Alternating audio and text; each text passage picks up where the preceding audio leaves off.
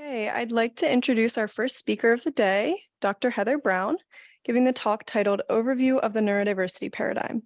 Dr. Heather Brown was trained initially as an elementary school teacher, but she is now an associate professor in the Faculty of Education at the University of Alberta. She's also an autistic researcher passionate about supporting the academic achievement and overall well-being of autistic children, youth, and adults. Her research aims to empower autistic individuals to be more self-confident in their neurodiversity and better understand the factors that most support their well-being at home, work, and school. She currently serves as the chair of the Neurodiversity and Autism Research and Education Committee, NAREC, for the Special and Inclusive Education Research SEG within the American Educational Research Association, or AERA, and is a member of the Autistic Researcher Review Board for the Autism Intervention Research Network on Physical Health. Thank you, Juliet. I'm just going to start sharing my slides here. Can everyone hear me okay, Juliet? Does my sound okay? Yes. Yeah? Okay. Okay. Well, thank you everyone for having me. I really appreciate it. My name is Dr. Heather Brown, and as you heard, I'm an associate professor in the Faculty of Education at the University of Alberta. And I'm joining you from Treaty 6 territory, the traditional meeting ground of the Cree, Dene, Saulteaux, Nakota Sioux, Blackfoot, and Métis. I am 46 years old, I use she, her pronouns, and I am autistic. I am also of settler colonial ancestry. Given that my heritage extends from the UK, I acknowledge that my ancestors participated in colonization. I continue to benefit from this fact, along with many others with family histories tied to Turtle Island's unjust and unfair colonization. As an academic, I intend to diversify ways of knowing, humbly educate myself, and seek to promote a safe space for all. I have long, straight brown hair and brown eyes, and I am wearing a blue top. So, I was asked to give you a brief overview of the neurodiversity paradigm, or to talk to you a little bit about what neurodiversity means. And so today I've got sort of three main topics. What is disability? What is the social model of disability? And then what is neurodiversity? So let's start our exploration of neurodiversity by asking ourselves, what is disability? As we begin to explore this topic, it's important to acknowledge the power of the constructivist principle. This principle states that our beliefs about the world are constructed through our conversations and stories about it. In other words, the stories we choose to tell have the power to shape how we view ourselves and our circumstances. Thus, these stories can be fateful as they have the ability to influence our understanding of the world and our place in it. So as we delve into the topic of disability, it's important to keep in mind that our understanding of it is shaped by the stories we choose to tell and the language we use to describe it. So let's stop and consider the types of stories that are told about students with exceptionalities like autism or ADHD. Diagnostic labels like autism are really subjective constructs that are used by society to interpret and categorize atypical behavior, affect, and ways of thinking. Thus, diagnostic labels are a type of storytelling or narrative that medical professionals use to explain the contrast between the normal and the abnormal, or between sameness and difference.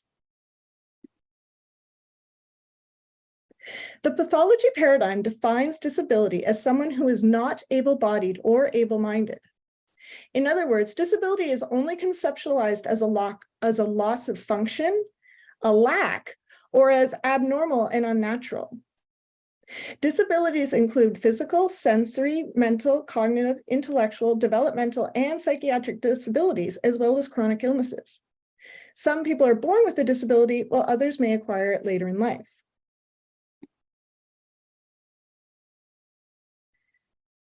The pathology paradigm rests on two fundamental assumptions. First, that there is one right, normal, or healthy way for brains to function. And second, if your neurological configuration and functioning differs substantially from the dominant standard of quote-unquote normal, then there's something wrong with you.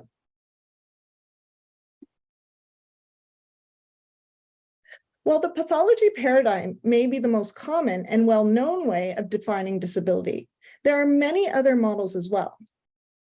The social model of disability emphasizes that social barriers, such as physical, social, and financial, disable us, and not inherently the traits of our disability.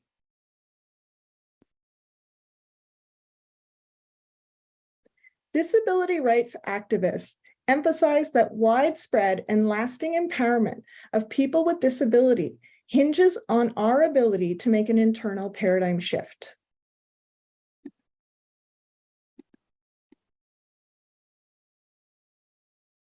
One of the most well-known examples of a true paradigm shift comes from the history of astronomy.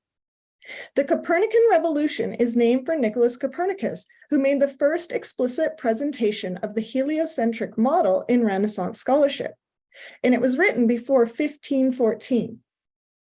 Before Nicholas Copernicus, almost everyone believed in the geocentric paradigm. That is, that the sun and other planets are revolving around the Earth. However, Nicholas Copernicus was able to prove that in truth, the Earth and the planets revolve around the sun.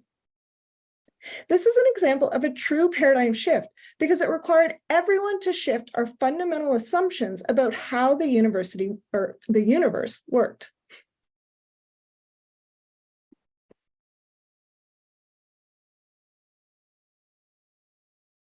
The field of neurodevelopmental disabilities is also in the middle of a paradigm shift.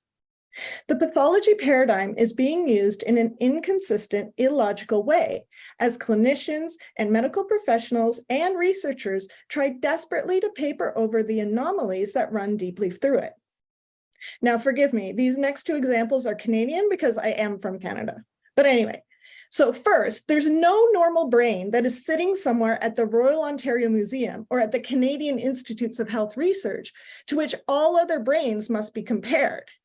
Instead, what we know is that there's a wide diversity of brains that are populating this world. A second huge anomaly in the pathology paradigm is that disabilities like autism or dyslexia or ADHD or dyscalculia, they're all pervasive and fundamental parts of the person. In other words, where exactly does Heather end and my disability begin? And yeah, that little girl that's sitting there clutching her hands anxiously together, whether in anxious excitement or just plain regular anxiety, I have no idea. But that's actually me.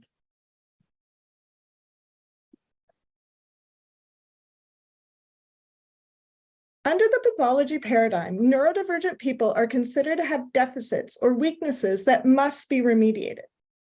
But the assumption that there is something wrong with us is inherently disempowering. Thus, under the pathology paradigm, medical professionals are effectively going around and telling a population of people who are much higher risk of depression, anxiety, and suicidal ideation that being neurodivergent means to be fundamentally flawed as a person.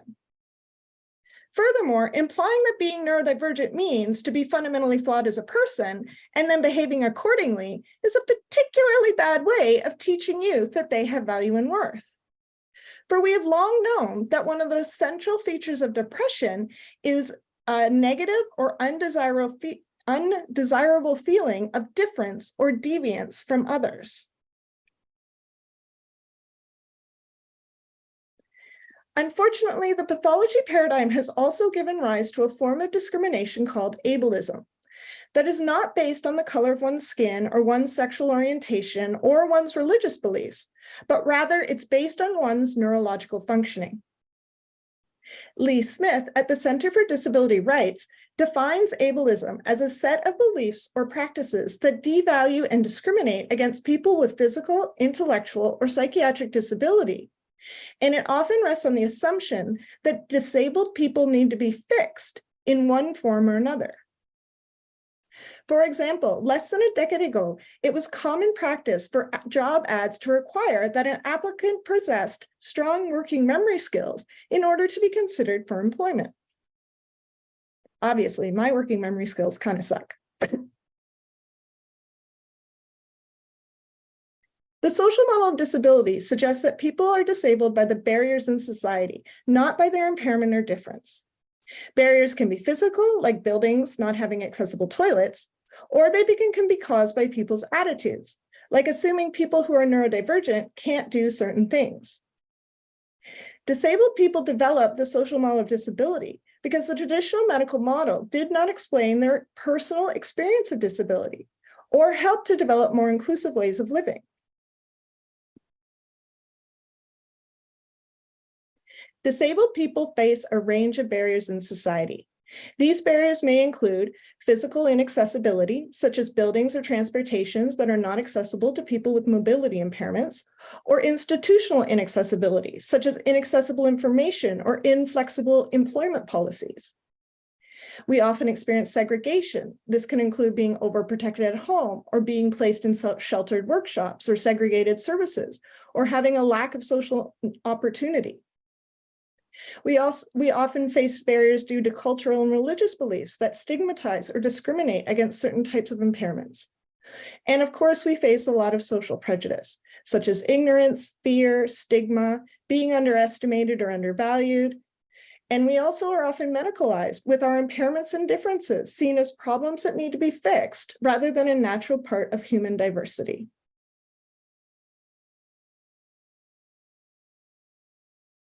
Ableism is a form of discrimination that many people with disabilities experience. It is a societal belief that being abled is quote unquote normal and preferred.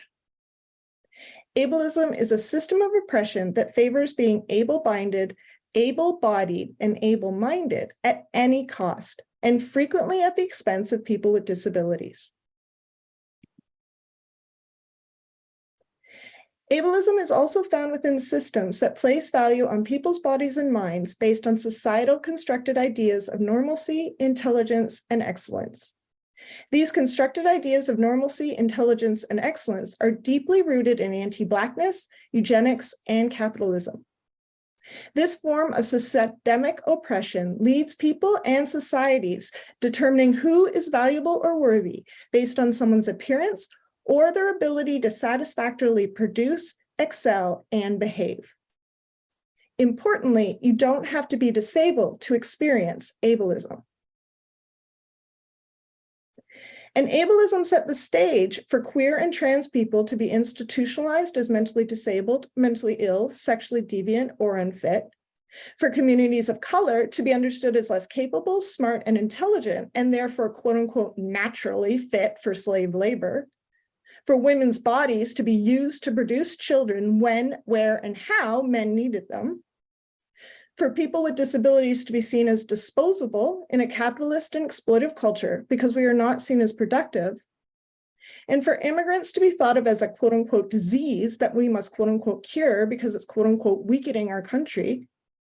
And for violence, cycles of poverty, lack of resources, and war to be used as systemic tools to deconstruct disabilities in communities and entire countries.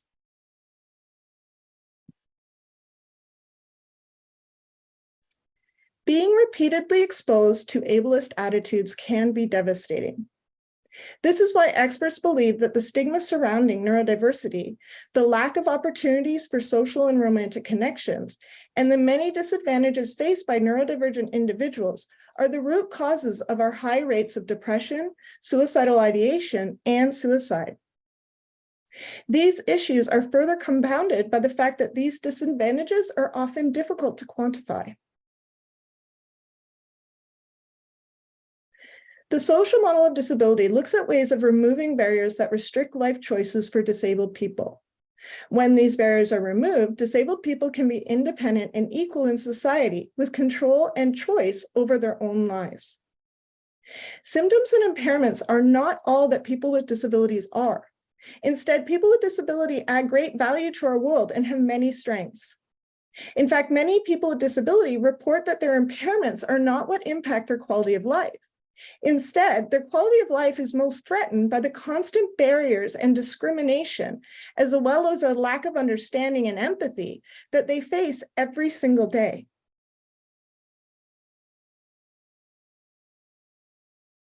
If we want to stop the rampant mental health problems of people who are neurodivergent, we have to make different choices. We need to stop stigmatizing people who are neurodivergent as less than normal. Alternatively, we must learn to emphasize the positives of neurodevelopmental differences. People who are neurodivergent do not need to be cured.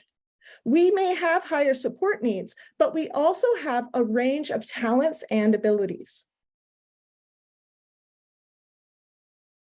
Neurodivergent individuals are different.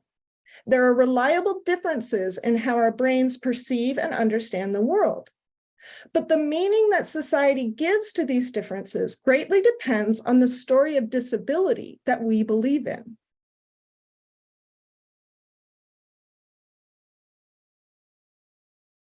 For too long, we have used the metaphor of a computer to understand how our mind works.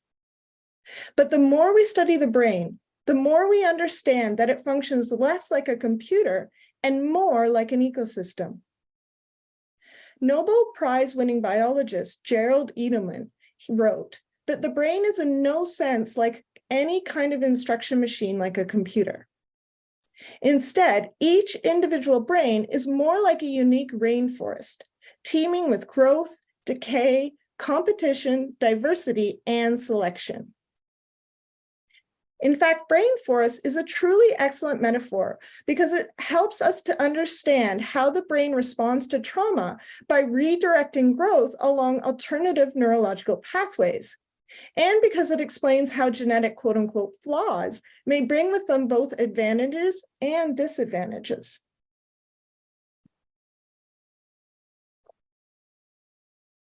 Neurodiversity refers to the simple fact that all brains are different. If you thought about every single possible trait that any human could possibly be good at, there is no one in this entire planet who is good at all of them. And there is no one who is on this entire planet who is average on all of them. We all have unique series of strengths and differences. The neurodiversity movement rests upon three fundamental assumptions. First, that the diversity in human brains is valuable. Second, that a normal brain is a culturally constructed fiction, and instead there are a wide diversity of brains that are populating this world.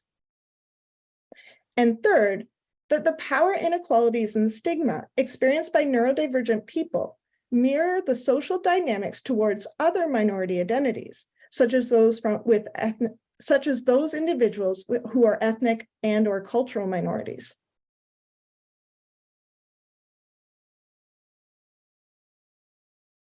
The concept of neurodiversity suggests that just as biodiversity is essential for ecosystem stability, the diversity of brain function within a society can bring stability to culture. Writer Harvey Bloom argued in a 1998 article for The Atlantic that neurodiversity may be every bit as crucial for the human race as biodiversity is for life in general, as different wiring may be advantageous in different situations.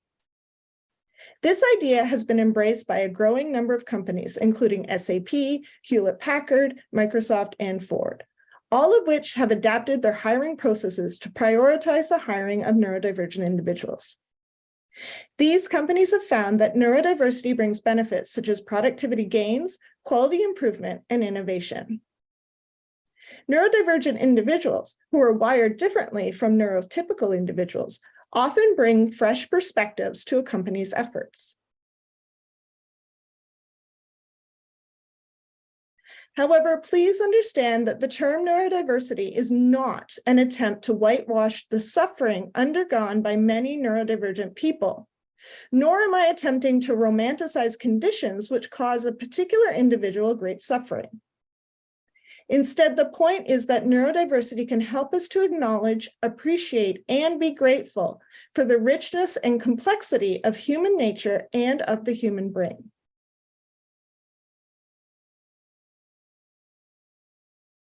The concept of neurodiversity gives us context for understanding why we are so frequently delighted with Calvin's behavior in the Calvin and Hobbes comic strip, which is an excellent model of ADHD. Or Adrian Monk, who's a brilliant San Francisco detective with obsessive-compulsive disorder on the TV show Monk. Or Care Kilchrist, who plays a young autistic adult on the Netflix hit series Atypical. And Russell Crowe, who plays John Nash, a character with schizophrenia in the movie A Beautiful Mind.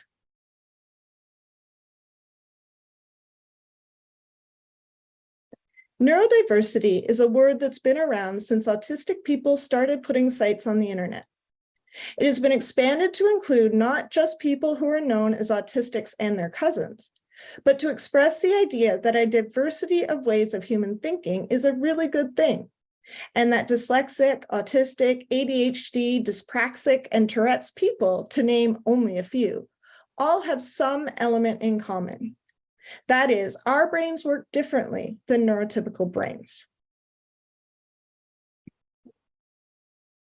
So, to close, valuing neurodiversity means that you understand that those who are wired differently from what is considered the norm are not bad or disabled and don't need fixing, but that we are merely different. So I know that I'm finishing a few minutes early than I was supposed to, but I honestly did that on purpose because I wanted to make sure, give everyone time, if they wished, to ask me any questions. And I always get frustrated when people don't leave time for questions, so I purposely left a little bit of time. So Juliet, do you have a system for people to ask questions? Yes, and I just want to say thank you for your talk. It was amazing. But Thanks, yeah, Juliet. so I'm gonna look to see if we have any questions on Zoom. I haven't seen any in the Q&A yet, but does anyone have any questions or even just a comment? Maybe you agree with me or disagree, or you think there's another point I should have covered? And then we also have in-person attendees. So if anyone has a question, you can just raise your hand and we can have you come up and ask the question. Oh. Okay, someone has a question. Oh, I see one in the chat too. Oh, Matt, you have a question. It's good to see you too, Heather. So all of the wonderful ideas for practitioners, educators, faculty, academics, what's something practical that would be the next step for someone who may not be familiar with neurodiversity in general to say, do something positive or want to learn more about it? You know, attending your talk was the first step. What's something practical we could think about in the education space, and the workspace, kind of that next step for people wanting to learn more? So one thing that comes to mind immediately is, and I don't know if this is exactly what you intended me to go with it, but one of the things that I think is the most important is that we start elevating people's strengths. In other words, you might, because I have ADHD, I get confused a lot and I lose things a lot and I need people to help me a lot. And if that's all we're focusing on is all the times that I've forgotten something again or lost something again, right? Like that's going to be really demoralizing. But maybe you can also look at the things that I do really well, and you can start to emphasize the things that I do really well. And you can show the class that you value the things that I do really well, right? And so then and also normalizing the struggle, right? Like how many of us do forget stuff or lose stuff or misplace stuff? Like if we just normalize that, hey, Heather, it's not that big a deal. But now I've got like 4 questions, so I feel like I better stop talking.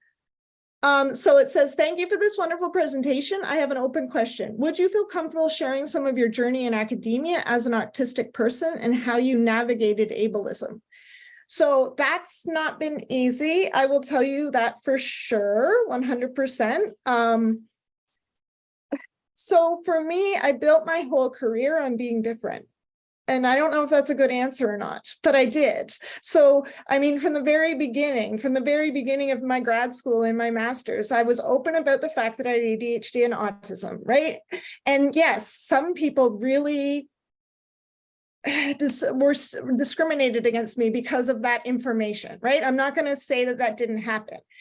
But however, even though those people were not very nice, there were a lot of other people who really learned to get to know me and my strengths. And since I was so open about my weaknesses, it almost made it easier for them to say, oh, okay, well, that's just, you know, because she's a bit neurodivergent. But I love all the things that she's doing that are so amazing. Do you sort of see what I mean? I don't know if that's really answering the question, but I guess it's that you need to embrace it. You just need to be who you are and just stand up and say, yeah, this is who I am, but these are the things that I do really well. Juliet, do you want to choose the next question? Because I see we've got a whole bunch. Would you like me to decide which one I answer next? Sure, you can decide. Okay.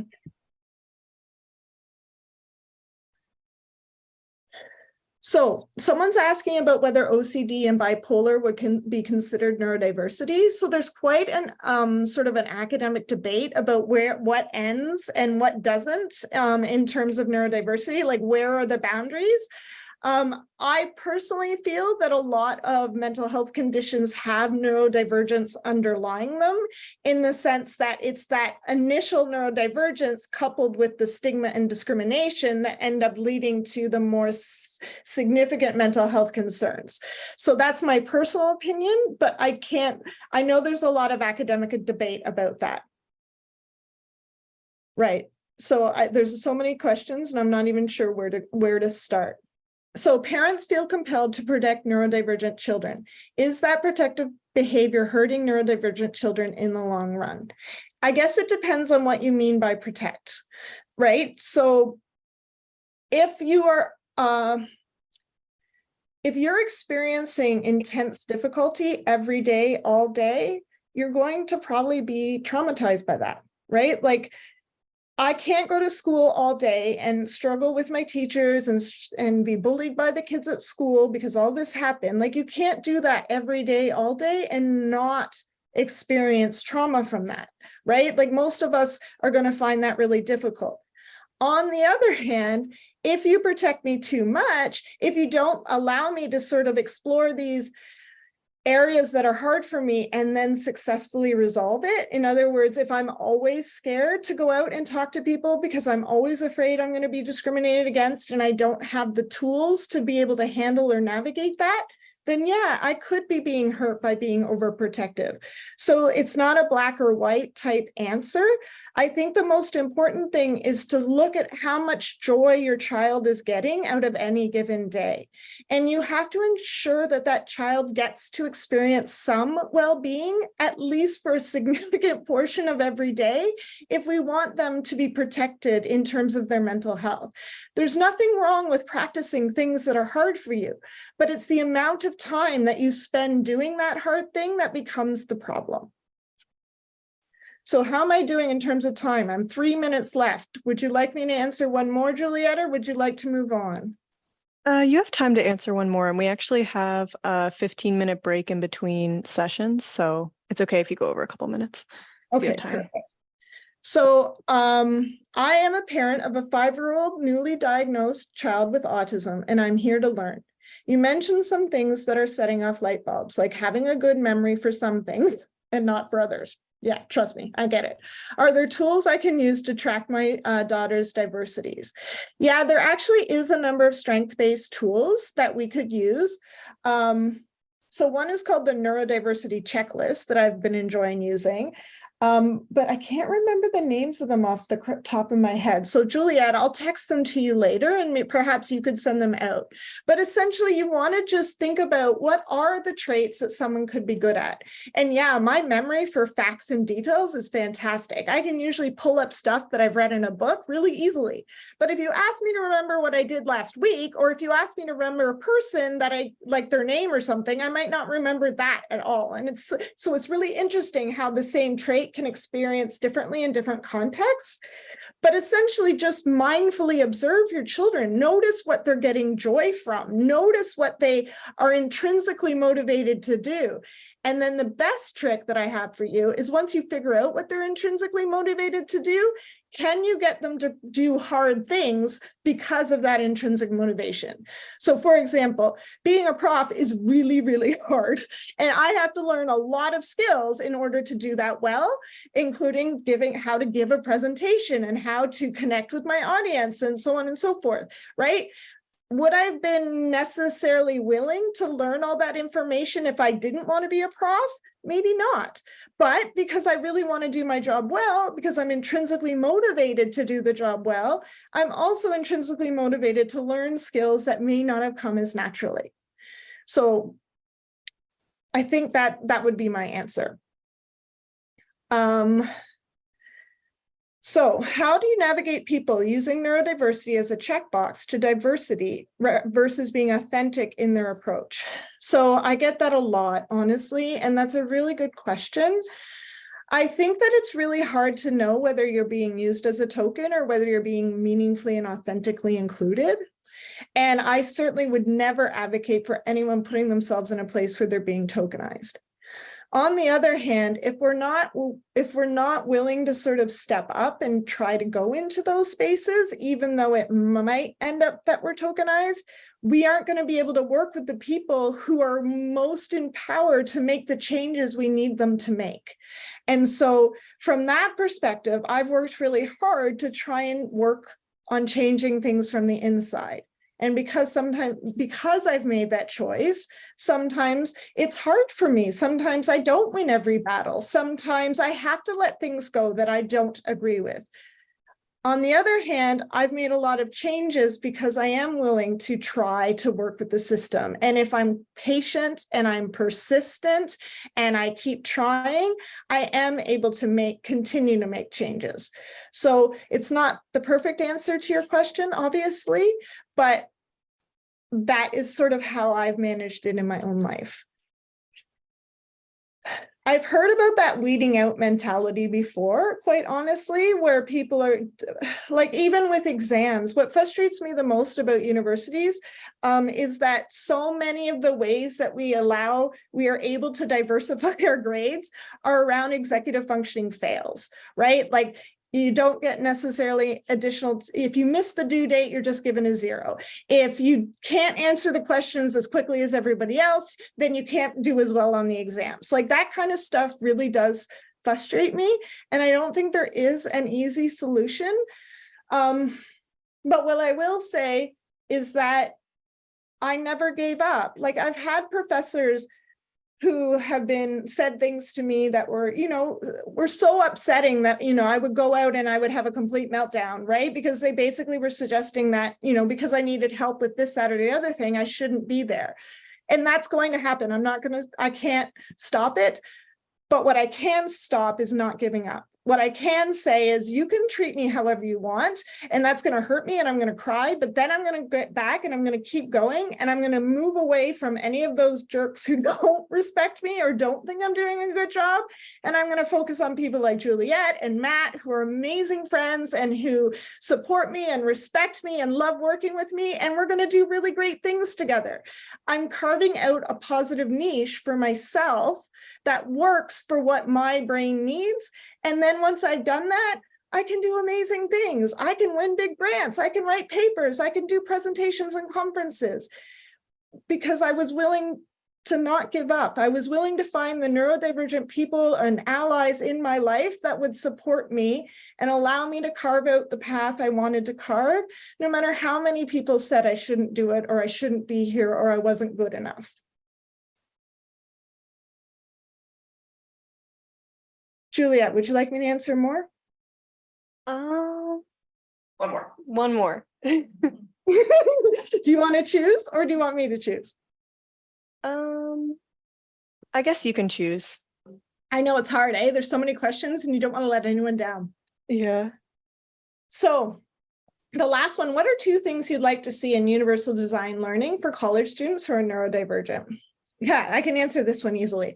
I just finished my course. I've got 150 kids in the class. They're all BEd students, Bachelor of Education. They're all trying to become teachers and of students in high schools or elementary schools. And I get students in this particular section that are high school teachers. But what that means is that some of these people are coming who have never been to university before and never intend to go to university. In other words, there are people who specialized in welding or cosmetics or food sciences. And these students are coming into my class that's set up for students who are in university and have been in university and intend to do well in university. And I have no idea how to manage that every year. And so what I do to manage it is I set it up for the traditional university student. And then I create a number of alternative assignments for students who are not going to be able to complete the course in the way that students traditionally complete the course. And so, for example, I had an Indigenous student in my class this year who has experienced significant mental health concerns, and I created an entirely different course in which she took all of the material that I was teaching around how to support students who are neurodivergent and then apply Indigenous lens. Like, here's the information that Heather has presented, and I'm going to go step by step through this course, and I'm going to say, okay, well, how am I going to indigenize this content? And she wrote me this long paper that I essentially marked instead of doing the traditional essays and exams that you would expect. So, or I'll do things like if someone really bombs the exam or one of my assignments, I say, okay, well, you didn't understand the instructions. Here's an alternative assignment that you can do that you can make up for the fact that you didn't understand, you misunderstood, you couldn't get it done. And I get the most coolest assignments when I do this.